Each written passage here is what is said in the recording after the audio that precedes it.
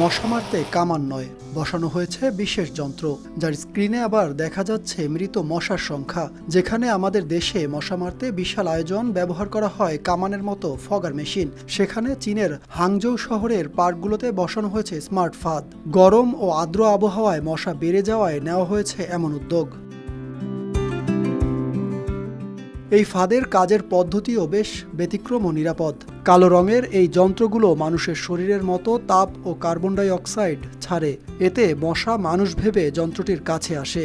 বিশেষ আলো ও আকর্ষণীয় তরল মশাকে ফাঁদের দিকে টেনে আনে। এরপর যন্ত্রটি মশাগুলোকে আটকে মেরে ফেলে। এই পদ্ধতিতে কোনো রাসায়নিক কীটনাশক ব্যবহার করা হয় না, তাই মানুষ, পোষা প্রাণী ও জলজ প্রাণীর জন্য ঝুঁকি তুলনামূলক কম।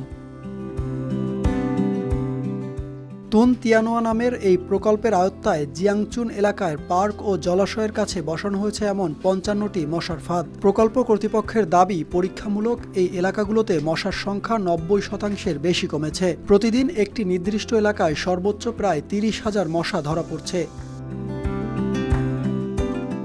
পার্কে আসা মানুষজন বলছে, মশা কমে যাওয়ায় তারা এখন স্প্রে বা মশা তাড়ানোর ওষুধ ছাড়াই বেশি সময় বাইরে থাকতে পারছেন। সাকিব হাওলাদার, RTV।